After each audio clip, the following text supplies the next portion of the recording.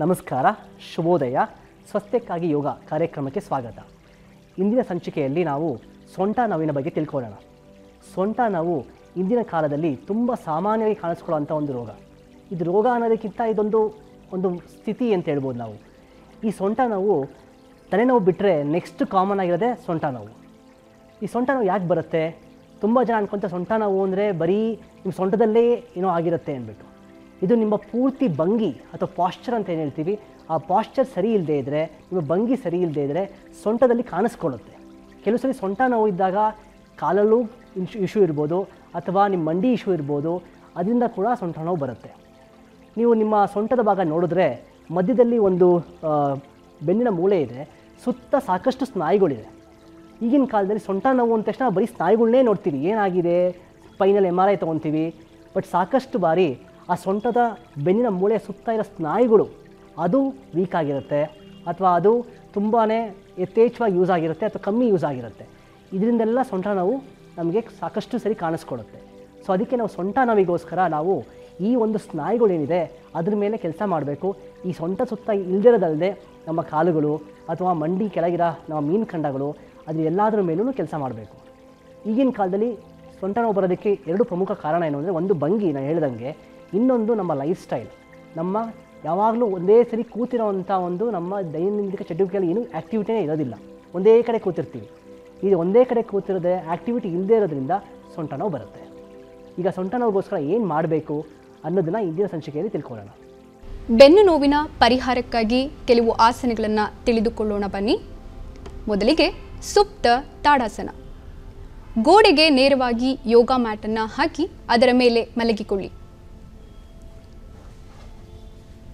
ನಿಮ್ಮ ಪಾದಗಳನ್ನು ಒಂದು ಪಾದದ ಅಂತರದಲ್ಲಿ ಗೋಡೆಯ ಮೇಲೆ ಇರಿಸಿ.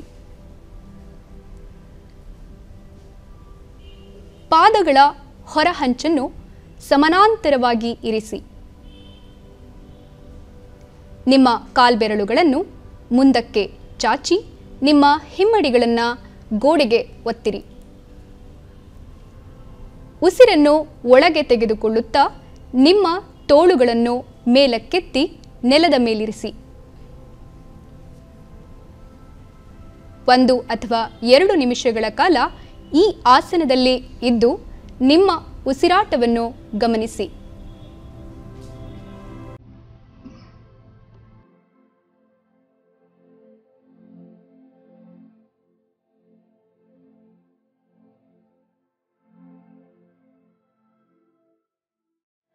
ಈ ಆಸನದಿಂದಾಗುವ ಪ್ರಯೋಜನಗಳು ಹೀಗಿವೆ. ಈ ಆಸನವು ನಿಮ್ಮ ಭಂಗಿಯನ್ನು ಸರಿಪಡಿಸಲು ಸಹಾಯ ಮಾಡುತ್ತದೆ. ಉಸಿರನ್ನು ಹೊರಗೆ ಹಾಕುತ್ತಾ ತೋಳುಗಳನ್ನು ಪುನಃ ಸಹಜ ಸ್ಥಿತಿಗೆ ತನ್ನಿ. ಕಾಲುಗಳನ್ನು ಹರಡಿಸಿ ಶವಾಸನ ಸ್ಥಿತಿಗೆ ಬನ್ನಿ.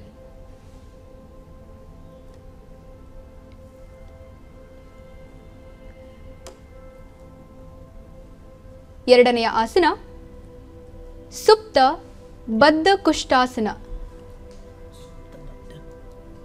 ಎರಡನೆಯ ಆಸನ ಸೂಕ್ತ ಪಾದಂಗುಷ್ಟಾಸನ. ಬೆಲ್ಟನ್ನು ಬಳಸಿ ಯಾವ ರೀತಿ ಈ ಸೂಕ್ತ ಪಾದಂಗುಷ್ಟಾಸನವನ್ನು ಮಾಡಬಹುದೆಂದು ತಿಳಿಯೋಣ. ಗೋಡೆಗೆ ನೇರವಾಗಿ ಯೋಗ ಮ್ಯಾಟನ್ನು ಹಾಕಿ ಅದರ ಮೇಲೆ ಮಲಗಿಕೊಳ್ಳಿ. ನಿಮ್ಮ ಪಾದಗಳನ್ನು ಒಂದು ಪಾದದ ಅಂತರದಲ್ಲಿ ಗೋಡೆಯ ಮೇಲೆ ಇರಿಸಿ. ಪಾದಗಳ ಹೊರಹಂಚನ್ನು ಸಮಾನಾಂತರವಾಗಿ ಇರಿಸಿ. ನಿಮ್ಮ ಕಾಲ್ಬೆರಳುಗಳನ್ನು ಮುಂದಕ್ಕೆ ಚಾಚಿ ನಿಮ್ಮ ಹಿಮ್ಮಡಿಗಳನ್ನು ಗೋಡೆಗೆ ಒತ್ತಿರಿ. ನಿಮ್ಮ ಬಲಗಾಲಿನ ಮಂಡಿಯನ್ನು ಮಡಿಚಿ ತೊಡೆಯ ಬಳಿಗೆ ತಂದು ಯೋಗ ಬೆಲ್ಟನ್ನು ತೆಗೆದುಕೊಂಡು ಅದನ್ನು ನಿಮ್ಮ ಬಲಪಾದದ ಸುತ್ತಲೂ 2 ಕೈಯಿಂದ ಹಿಡಿದುಕೊಳ್ಳಿ.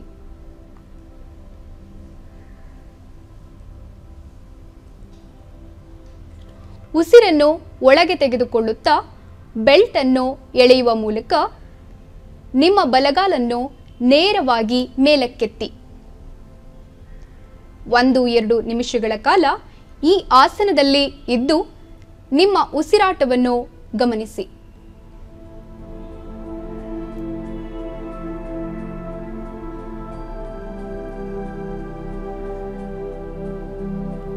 ಇದರ ಪ್ರಯೋಜನಗಳು ಹೀಗಿವೆ.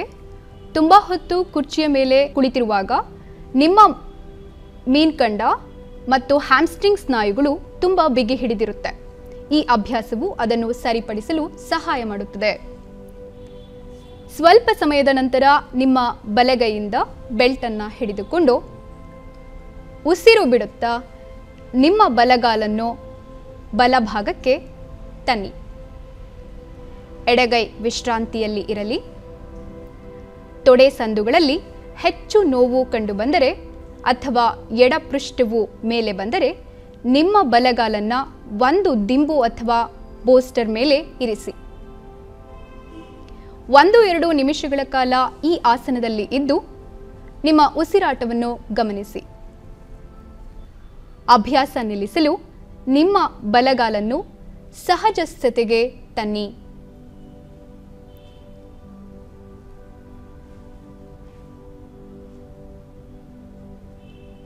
ಇದೇ ಅಭ್ಯಾಸವನ್ನು ಎಡಗಾಲಿಗೆ ಪುನರಾವರ್ತಿಸಿಕೊಳ್ಳಿ.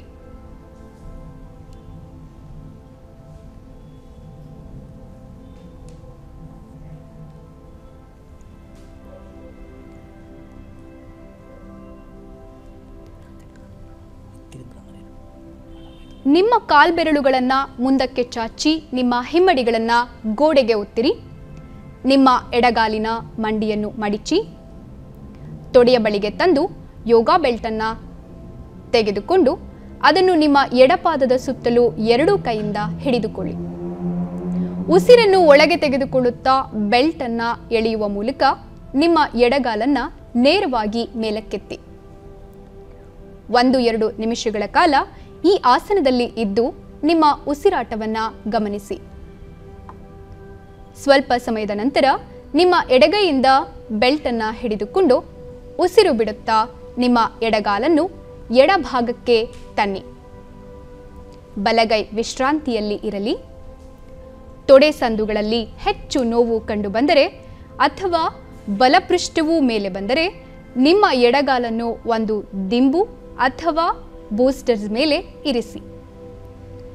1-2 ನಿಮಿಷಗಳ ಕಾಲ ಈ ಆಸನದಲ್ಲಿ ಇದ್ದು ನಿಮ್ಮ ಉಸಿರಾಟವನ್ನು ಗಮನಿಸಿ. ಅಭ್ಯಾಸ ನಿಲ್ಲಿಸಲು ನಿಮ್ಮ ಎಡಗಾಲನ್ನು ಸಹಜ ಸ್ಥಿತಿಗೆ ತನ್ನಿ.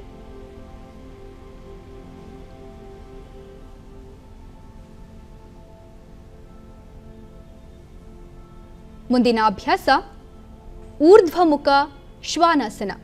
ಊರ್ಧ್ವಮುಖ ಶ್ವಾನಾಸನ. ಕುರ್ಚಿಯನ್ನು ಬಳಸಿ ಊರ್ಧ್ವಮುಖ ಶ್ವಾನಾಸನವನ್ನು ಹೇಗೆ ಅಭ್ಯಾಸ ಮಾಡಬಹುದೆಂದು ತಿಳಿಯೋಣ. ಕುರ್ಚಿಯ ಮುಂದೆ ತಾಡಾಸನದಲ್ಲಿ ನಿಂತುಕೊಳ್ಳಿ. ನಿಮ್ಮ ಅಂಗೈಗಳನ್ನು ಕುರ್ಚಿಯ ಆಸನದ ಬದಿಯಲ್ಲಿ ಇರಿಸಿ ಮತ್ತು ನಿಮ್ಮ ಕಾಲುಗಳನ್ನು ಹಿಂದಕ್ಕೆ ತೆಗೆದುಕೊಳ್ಳಿ. ನಿಮ್ಮ ಎದೆಯನ್ನು ಹಿಗ್ಗಿಸಿ ಮೇಲಕ್ಕೆ ನೋಡಿ. ನಿಮ್ಮ ಕಾಲುಗಳನ್ನು ಹಿಂದಕ್ಕೆ ತೆಗೆದುಕೊಂಡು ಪಾದಗಳ ಕಣಕಾಲುಗಳನ್ನು ಒಳಗೆ ತೆಗೆದುಕೊಂಡು ಹಿಮ್ಮಡಿಗಳನ್ನು ಹೊರಕ್ಕೆ ಒತ್ತಿರಿ. 1 ಅಥವಾ 2 ನಿಮಿಷಗಳ ಕಾಲ ಈ ಆಸನದಲ್ಲಿ ಇದ್ದು ನಿಮ್ಮ ಉಸಿರಾಟವನ್ನು ಗಮನಿಸಿ.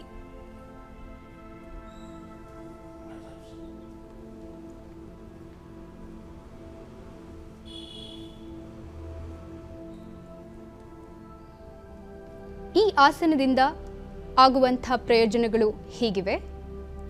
ಎದೆಯನ್ನು ವಿಸ್ತರಿಸುತ್ತದೆ, ತೋಳುಗಳು ಮತ್ತು ಅಂಗೈಗಳನ್ನು ಬಲಪಡಿಸುತ್ತದೆ ಹಾಗೂ ಬೆನ್ನು ಮೂಳೆಯನ್ನು ಸುಧಾರಿಸುತ್ತದೆ. ವಿಶೇಷ ಸೂಚನೆ: ಬೆನ್ನು, ಸೊಂಟ, ತೋಳುಗಳು ಅಥವಾ ಭುಜಗಳ ಸಮಸ್ಯೆ ಹೊಂದಿರುವವರು ಅಭ್ಯಾಸ ಮಾಡಬಾರದು. ಕಾರ್ಪೆಲ್ ಟ್ಯೂನಲ್ ಸಿಂಡ್ರೋಮ್ ಇರುವವರು ಅಭ್ಯಾಸವನ್ನು ಮಾಡಬಾರದು. ಕಾರ್ಪೆಲ್ ಟನಲ್ ಸಿಂಡ್ರೋಮ್ ಇರುವವರು ಈ ಅಭ್ಯಾಸವನ್ನು ಮಾಡಬಾರದು. ನಿಮ್ಮ ಕಾಲುಗಳನ್ನು ಮುಂದಕ್ಕೆ ತೆಗೆದುಕೊಂಡು ಬೆನ್ನನ್ನು ಮೇಲ್ ಮಾಡಿ ತಾಡಾಸನಕ್ಕೆ ಹಿಂದಿರುಗಿ.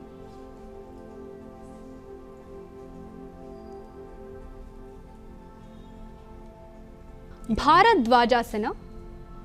ಕುರ್ಚಿಯ ಬಳಕೆಯಿಂದ ಭಾರದ್ವಾಜಾಸನವನ್ನು ಹೇಗೆ ಮಾಡಬಹುದೆಂದು ತಿಳಿಯೋಣ.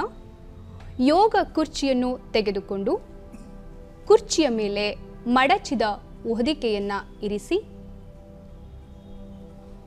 ಕುರ್ಚಿಯ ಮೇಲೆ ಬಲಪಕ್ಕಕ್ಕೆ ಕುಳಿತುಕೊಳ್ಳಿ.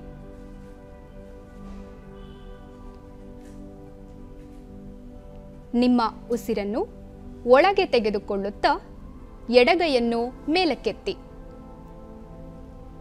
ಉಸಿರು ಬಿಡುತ್ತಾ ಬಲಕ್ಕೆ ತಿರುಗಿ. ಎರಡೂ ಕೈಗಳಿಂದ ಕುರ್ಚಿಯ ಬದಿಗಳನ್ನು ಹಿಡಿದುಕೊಳ್ಳಿ.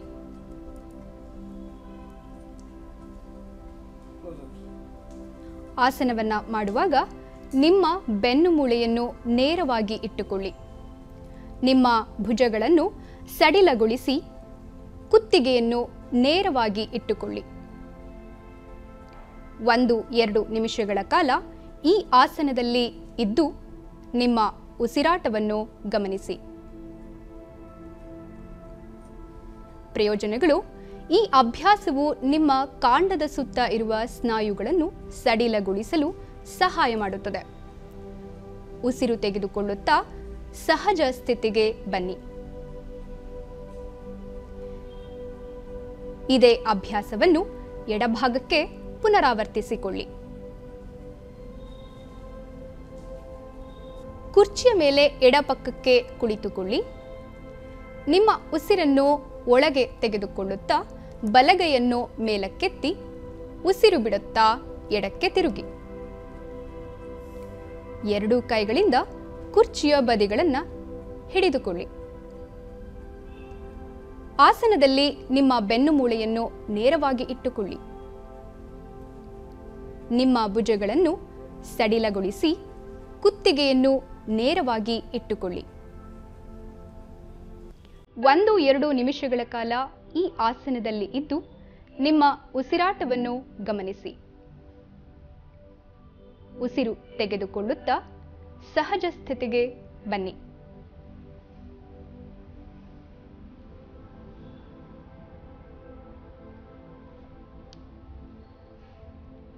ಶವಾಸನ. ಕುರ್ಚಿಯ ಉಪಯೋಗದಿಂದ ಶವಾಸನವನ್ನು ಹೇಗೆ ಮಾಡಬಹುದೆಂದು ತಿಳಿಯೋಣ. ನಿಧಾನವಾಗಿ ಕುರ್ಚಿಯ ಮುಂದೆ ಕುಳಿತುಕೊಳ್ಳಿ.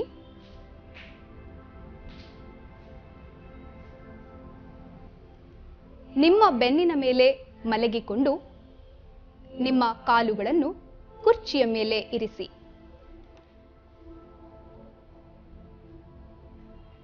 ಈ ಆಸನದಲ್ಲಿ 5 ನಿಮಿಷಗಳ ಕಾಲ ವಿಶ್ರಾಂತಿ ಪಡೆಯಿರಿ. ಈ ಅಭ್ಯಾಸವು ಬೆನ್ನಿನ ಸ್ನಾಯುಗಳನ್ನು ಆಳವಾಗಿ ಸಡಿಲಗೊಳಿಸುತ್ತದೆ, ದೇಹದ ಭಂಗಿಯನ್ನು ಸುಧಾರಿಸುತ್ತದೆ ಮತ್ತು ಗೂನು ಬೆನ್ನನ್ನು ಕಡಿಮೆ ಮಾಡುತ್ತದೆ. ಈ ಅಭ್ಯಾಸದಿಂದ ಹೊರಬರಲು ನಿಮ್ಮ ಎರಡೂ ಕಾಲುಗಳನ್ನು ಮಡಚಿ ನಿಮ್ಮ ಬಲತೋಳನ್ನು ಮೇಲೆ ತೆಗೆದುಕೊಂಡು ಬಲಕ್ಕೆ ತಿರುಗಿ ಎಡ ಹಸ್ತದ ಸಹಾಯದೊಂದಿಗೆ ಮೇಲೆ ಬಂದು ಕುಳಿತುಕೊಳ್ಳಿ.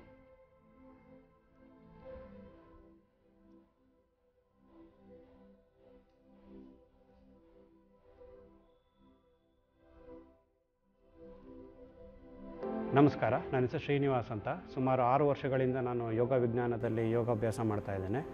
ನಾನು ಯೋಗ ವಿಜ್ಞಾನ ಸೇರಿಕೊಂಡಿದ್ದು ಬೆನ್ನು ನೋವು ಅಂತ ಹೇಳ್ಬಿಟ್ಟು, ಬ್ಯಾಕ್ ಪೇನ್ ಇದೆ ಅಂತ. ಸುಮಾರು ಥೆರಪಿಗೆ ಒಂದು ವರ್ಷ ಥೆರಪಿ ತೊಗೊಂಡು ಆಮೇಲೆ ರೆಗ್ಯುಲರ್ ಆಸನಗಳಿಗೆ ಶಿಫ್ಟ್ ಆದೆ. ಇವಾಗ ಆಲ್ಮೋಸ್ಟ್ ನನಗೆ ಬ್ಯಾಕ್ ಪೇನ್ ಕ್ಯೂರ್ ಆಗಿದೆ. ಕಂಟಿನ್ಯೂಸ್ ಆಗಿ ಯೋಗ ಮಾಡ್ತಾಯಿದ್ದೀನಿ. ಯೋಗ, ಪ್ರಾಣಾಯಾಮ ಮತ್ತು ಸ್ಟ್ರೆಸ್ ರಿಲೀಫ್ ಎಲ್ಲ ಆಗ್ತಾಯಿದೆ ನನಗೆ. ಆಮೇಲೆ ರೆಗ್ಯುಲರ್ ಪ್ರಾಕ್ಟೀಷನರ್ ಅಂತ ಹೇಳ್ಬೋದು.